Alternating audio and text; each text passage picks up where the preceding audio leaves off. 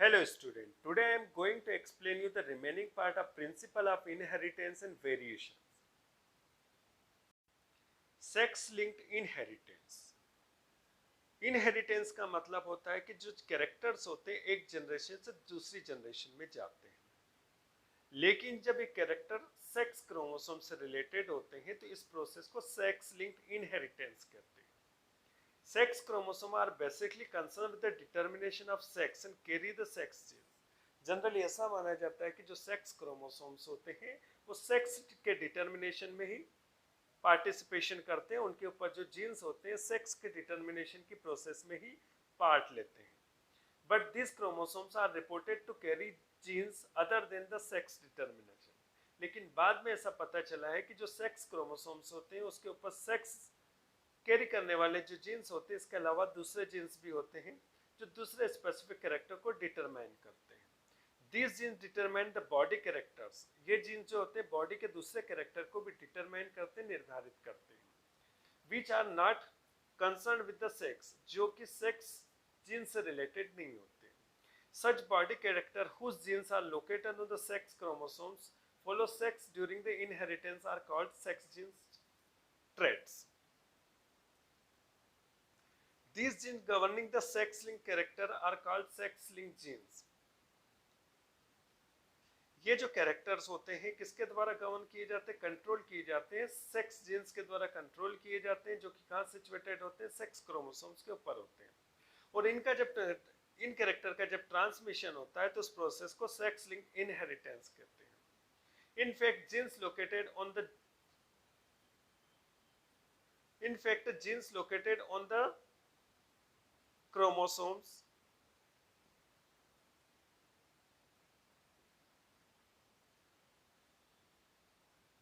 genes present on the Y chromosomes are described as holoandric genes. जो jeans Y chromosomes के ऊपर situated होते हैं उन जीन्स को होलोएंड्रिक जीन्स कहते हैं. ग्रीक वर्ड है होलोस का मतलब होल और एंड्रोस का मतलब होता है मेन. जो मेन के लिए रिस्पॉन्सिबल जीन्स होता है वो Y क्रोमोसोम्स होता है, उसके ऊपर जो जीन्स होते हैं उसको होलोएंड्रिक जीन्स कहते हैं. अब ये Y क्रोमोसोम्स के ऊपर सिचुएटेड है, इसका मतलब है कि ये जो जीन्स होंगे वो मेनली किसको अफेक्ट करेंगे, ओनली मेल्स को अफेक्टेड करेंगे, ये फीमेल्स को अफेक्टेड नहीं करेंगे. तो इनके द्वारा जो कैरेक्टर पास होंगे वो भी किस में पास होंगे, मेल के अंदर कैरेक्टर पास होंगे, ना कि फीमेल के अंदर.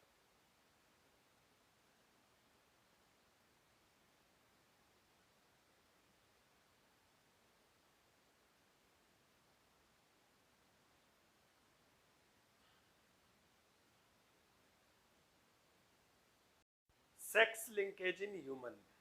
In human beings, number of sex-linked genes are known which influence the varieties of characteristics.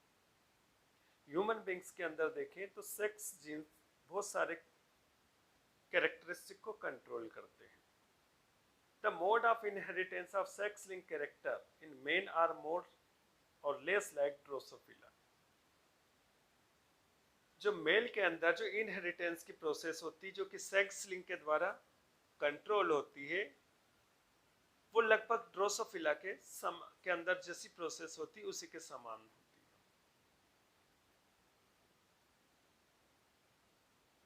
तो यहाँ पर कुछ सेक्स लिंक्ड ट्रेट्स जो ह्यूमन बींग्स में पाए जाते हैं वो दे रखा है, जैसे haemophilia, bleeders disease, red green colour blindness, optic atrophy, degeneration of optic nerve, myopia, short sightedness, juvenile glaucoma, juvenile muscular dystrophy, defective iris. तो ये सारे जो कैरेक्टर है वो सेक्स लिंकेज के एग्जाम्पल है. पहला जो सेक्स लिंक डिजीज है हीमोफीलिया और ब्लीडर्स डिजीज और रॉयल डिजीज. रॉयल डिजीज क्यों कहते हैं, क्योंकि सबसे पहले इस डिजीज को ऑब्जर्व किया था इंग्लैंड की जो रॉयल फैमिली थी उस फैमिली के अंदर, इसलिए डिजीज का नाम रॉयल डिजीज है. This disease found in only male. Male के अंदर या मैन के अंदर ओनली पाई जाती, फीमेल के अंदर डिजीज नहीं पाई जाती है. It is caused by recessive genes which is situated या लोकेटेड ऑन एक्स क्रोमोसोम. इसके जो रेसेसिव जीन्स होते हैं वो कहाँ सिचुएटेड होते हैं, एक्स क्रोमोसोम से. In hemophilic person, the blood fail to clot when they exposed to the air. तो जो हीमोफिलिक पर्सन है उनको इंजरीज हो जाती है और ब्लड जो होता है एयर के कांटेक्ट में आता है तो वो क्लॉट नहीं होता है। Continuously bleeding can lead to death due to the loss of blood. Continuously blood क्या होता है, उसका लॉस होता चला जाता है तो एट लास्ट में उस पर्सन की डेथ हो जाती है। इस चार्ट के द्वारा आप देखेंगे जो हीमोफिलिक जीन्स होते हैं कहाँ सिचुएटेड होते हैं। मेल के अंदर तो एक एक्स और एक वाई होता है, और ये जो जीन्स होता है वो कहाँ सिचुएटेड होता है, एक्स क्रोमोसोम्स के ऊपर। तो मेल के अंदर केवल एक एक्स क्रोम है, इसके ऊपर जो जीन्स सिचुएटेड है इसको एच से डिनोट किया है, क्योंकि हीमोफिलिया है तो इसको इनिशियली एच लेटर से डिनोट किया है। तो जो पर्सन के अंदर अगर ये जीन्स आ जाता है तो वो हीमोफिलिक ही होगा, मेल के अंदर ये जीन्स आएगा तो हीमोफिलिक ही होगा, और वो कैरियर कभी नहीं होता है। मेल जो है कभी भी कैरियर नहीं होगा, वो उस डिजीज से सफर करेगा। और फीमेल के अंदर दो एक्स एक्स क्रोमोसोम है, फीमेल में एक एक्स क्रोमोसोम्स के अगर ये जीन्स आता है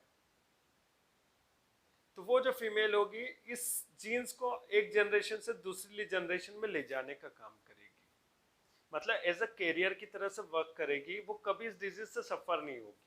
क्यों सफर नहीं होगी, क्योंकि एक जीन्स के ऊपर ये हीमोफिलिया का जीन्स है, दूसरा जो एक्स क्रोमोसोम है वो हेल्दी है। अब हेल्दी जो एक्स क्रोमोसोम है बहुत पावरफुल है, अगर वो हीमोफिलिक जीन्स अपना इफेक्ट शो भी करेगा तो जो हेल्दी जीन्स है एक्स, तो वो हीमोफिलिक जीन्स के इफेक्ट को दबा देगा, जिससे फीमेल हमेशा क्या होगी, कैरियर होगी, उस डिजीज सफर नहीं करेगी। लेकिन अगर यही एक्स क्रोमोसोम किधर चला जाता है, मेल के अंदर चला जाता है, तो उसके अंदर तो एक ही एक्स क्रोमोसोम होता है और दूसरा जो क्रोमोसोम है वाई है। अगर एक्स क्रोमोसोम्स के अंदर एच जो हेमोफिलिक जीन्स है वो अपना इफेक्ट शो करेगा, तो उसको दबाने वाला कोई दूसरा एक्स क्रोमोसोम नहीं होगा, तो वो जो मेल होगा उस डिजीज से सफर करेगा। लेकिन फीमेल के अंदर दो एक्स क्रोमोसोम्स होते हैं, एक एक्स क्रोमोसोम्स के अगर हीमोफिलिक जीन्स आ भी जाता है तो दूसरा जो हेल्दी एक्स क्रोमोसोम्स होता है वो हीमोफिलिक जीन्स के कैरेक्टर को दबा देता है, जिससे फीमेल जो ऑलवेज जो होती कैरियर होती, कभी उस डिजीज सफर नहीं करती। लेकिन 99% वो कैरियर होगी, लेकिन 1% कभी कभी ऐसा देखा जाता है कि दोनों एक्स क्रोमोसोम्स के ऊपर अगर फीमेल में हीमोफिलिक जीन्स होते हैं तो वो फीमेल भी कैरियर हीमोफिलिक हो सकती है, उस डिजीज से सफर कर सकती है, लेकिन इसके बहुत कम चांसेस है, इसलिए फीमेल ऑलवेज क्या होती, कैरियर होती। अब इस चार्ट या डायग्राम के द्वारा देखते हैं कि नॉर्मल फीमेल जो होती है उसकी अगर मैरिज करा दी जाए हीमोफिलिक मेल के साथ, एक नॉर्मल फीमेल की शादी हीमोफिलिक मेल के साथ करवा दी जाए तो उसके द्वारा जो चाइल्ड प्रोड्यूस होंगे वो कैसे होंगे। तो जो नॉर्मल फीमेल है उसके द्वारा जो गेमेट्स बनेंगे, मतलब एक बनेंगे, तो उनके अंदर एक्स एक्स क्रोमोसोम होंगे और ये जो गेमेट बनेंगे वो हेल्दी होंगे। और मेल जो हीमोफिलिक है उसके द्वारा जो गेमेट बनेंगे 50% जो बनेंगे उसमें कोई एक्स क्रोमोसोम आएगा और एक्स के साथ कौन सा क्रोमोसोम आ जाएगा, हीमोफिलिक वाला, लेकिन वो जो वाई क्रोमोसोम आएगा वो हेल्दी रहेगा। अब इन गेमेट्स का आप फ्यूजन करवाओगे, मतलब इनका फर्टिलाइजेशन करवाओगे, तो जब फीमेल का ये गेमेट मेल के इस गेमेट के साथ क्रॉस करेगा, ये भी एक्स वाला है और ये भी एक्स वाला है, तो होने वाली चाइल्ड कैसी रहेगी, डॉटर रहेगी, लेकिन वो कैरियर रहेगी। ये वाला एक्स मेल के वाई से क्रॉस करेगा तो बनने वाली चाइल्ड क्या होगी, सन होगी, और वो कैसी होगी, नॉर्मल होगी। जब फीमेल का ये वाला एक्स इस एक्स के साथ क्रॉस करेगा तो दो एक्स एक्स आ गए, तो बनने वाली चाइल्ड कैसी है, डॉटर होगी और वो कैरियर होगी। लेकिन अगर ये वाला जो एक्स होता है फीमेल का इस वाई के साथ क्रॉस करेगा तो बनने वाला चाइल्ड कैसा होगा, मेल होगा और नॉर्मल होगा। तो इस केस में अगर देखते हैं कि जब नॉर्मल फीमेल की हीमोफिलिक मेल के साथ क्रॉस करवाई जाए, शादी करवाई जाए, तो उसके द्वारा जो चाइल्ड प्रोड्यूस होती है इसमें 50% जो डॉटर होगी वो कैसी होगी, कैरियर होगी, लेकिन 50% जो होते हैं बॉयज होते हैं वो कैसे होते हैं, नॉर्मल होते हैं। अब इस डायग्राम से देखेंगे कि एक फीमेल जो एक कैरियर है उसकी मैरिज नॉर्मल मेल से कैसे करवा दी जाती है, तो प्रोजेनी मतलब आने वाली जनरेशन कैसी बनेगी, चाइल्ड जो प्रोड्यूस होंगे कैसे होंगे। तो जो कैरियर फीमेल है उसके द्वारा 50-50% जो गेमिट बनेंगे, जो 50% गेमिट बनेंगे, ये जो 50% बनेंगे नॉर्मल है, और ये जो 50% बने वो कैसे हैं, उसके अंदर हीमोफिलिक जीन्स है। अब मेल नॉर्मल है तो 50-50% जो गेमिट बनेंगे वो नॉर्मल बनेंगे। फीमेल का ये एक्स क्रोमोसोम मेल के एक्स क्रोमोसोम के साथ क्रॉस करेगा तो बनने वाली चाइल्ड कैसी रहेगी, डॉटर रहेगी, जो नॉर्मल होगी। फीमेल का ये एक्स क्रोमोसोम इस वाई क्रोमोसोम के साथ क्रॉस करेगा तो बनने वाला जो चाइल्ड होगा वो मेल होगा, वो नॉर्मल होगा। फीमेल का ये एक्स क्रोमोसोम मेल के इस एक्स क्रोमोसोम के साथ क्रॉस करेगा तो बनने वाला चाइल्ड कैसा होगा, फीमेल होगा, डॉटर होगा, और वो कैरियर होगा। अगर ये एक्स क्रोमोसोम इस वाई क्रोमोसोम के साथ क्रॉस करेगा तो बनने वाला जो चाइल्ड होगा सन होगा, जो कि हीमोफिलिक होगा। तो जब एक कैरियर फीमेल की शादी एक नॉर्मल मेल के साथ करवा दी जाती है तो उसमें क्या होता है कि 25% नॉर्मल डॉटर होती है, 25% जो होते हैं नॉर्मल सन होते हैं, 25% जो कैरियर डॉटर होगी, और 25% जो होंगे सन जो होंगे वो हीमोफिलिक होंगे। अब इस डायग्राम के द्वारा देखेंगे कि नॉर्मल फीमेल है और मेल कैसा है, हीमोफिलिक है। अब फीमेल नॉर्मल है तो इसके द्वारा जो गैमेट बनेंगे वो 100% नॉर्मल होंगे, और मेल के द्वारा जो गैमेट बनेंगे वो 50% जिसमें जाएंगे एक्स, वो कैसे रहेंगे, हीमोफिलिक वाले रहेंगे, और जो वाई वाले गैमेट होंगे वो नॉर्मल होंगे। जब फीमेल का एक्स मेल के एक्स के साथ क्रॉस करेगा तो बनने वाली चाइल्ड कैसी है, आपकी डॉटर है, जो कि कैरियर होगी। फीमेल का एक्स मेल के वाई के साथ क्रॉस करेगा तो बनने वाली चाइल्ड कैसी होगी, एक सन होगा, वो नॉर्मल होगा। अब फीमेल का जो एक्स होगा मेल के एक्स के साथ क्रॉस करेगा तो बनने वाला जो चाइल्ड होगा वो डॉटर होगा और कैरियर होगा। उसी तरह से आप देखेंगे कि यहाँ पर फीमेल का एक्स और मेल के वाई के साथ क्रॉस करेगा तो बनने वाला चाइल्ड कैसा होगा, नॉर्मल होगा, सन होगा। तो ये 50% क्या देख रहे हैं आप कि डॉटर बनती है जो कि कैरियर होती है, जो 50% जो बनते हैं सन बनते हैं जो कि नॉर्मल होते हैं। सेकेंड डिजीज है colour blindness. Some peoples are not able to distinguish certain colour, they are called colour blind. कुछ पर्सन से होते हैं जो कलर्स के बीच में डिफ्रेंशिएशन नहीं कर पाते, रंगों में भेद नहीं कर पाते, तो ऐसे जो पर्सन होते हैं कलर ब्लाइंड होते हैं। The most common is the red and green colour blindness, और इन सब में सबसे ज्यादा कॉमन जो सामान्य रूप से पाई जाती है रेड तथा ग्रीन कलर ब्लाइंडनेस। लोग जो होता है रेड और ग्रीन कलर में डिफ्रेंशिएट नहीं कर पाते। कुछ लोग रेड कलर के जो शेड होते हैं इसमें डिफ्रेंशिएट नहीं कर पाते, तो उस कंडीशन को प्रोटेनोपिया कहते हैं। और कुछ जो पर्सन होते हैं ग्रीन कलर में डिफ्रेंशिएट नहीं कर पाते तो क्या होता है, ड्यूटेरेनोपिया होते हैं। इसको सबसे पहले हॉर्नर ने बताया था 1876 में। ये भी जो इनहेरिटेंस होता है हीमोफीलिया के समान होते हैं। इस डिजीज के जो जीन्स होते हैं एक्स क्रोमोसोम्स के ऊपर होते हैं और रिसेसिव कंडीशन में होते हैं, और इसकी जो प्रोजेनी होगी जस्ट हीमोफीलिया के समान होगी। Y chromosomes link genes holandric genes. जो जीन्स वाई क्रोमोसोम्स के ऊपर सिचुएटेड होते हैं उन जीन्स को होलोएंड्रिक जीन्स कहते हैं। In higher animals and maleness is determined by the Y chromosome. जो उच्च श्रेणी के जो जीव होते हैं उसमें जो मेलनेस होती है उसको डिटर्मिनेशन किया जाता है वाई क्रोमोसोम्स के द्वारा।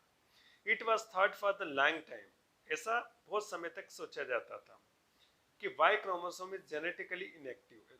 जो वाई क्रोमोसोम्स होते हैं वो जेनेटिकली इनएक्टिव होते हैं, so every gene on the X chromosomes of male is express,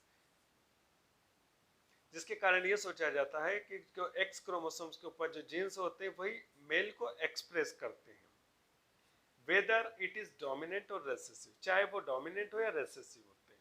mails are therefore neither homozygous nor heterozygous for X link genes. X link genes के लिए मेल जो होते हैं ना तो होमोजाइगस कंडीशन में होते हैं ना ही हेटेरोजाइगस कंडीशन में, but are hemizygous. However, few characters have been associated with the certain genes on Y chromosome. इसके अलावा भी कुछ ऐसे कैरेक्टर्स जो होते हैं जो Y क्रोमोसोम्स के साथ जुड़े होते हैं। These genes are known as Y-linked genes या holoendric genes। इसी कारण इन जीन्स को Y-linked genes या holoendric genes कहते हैं।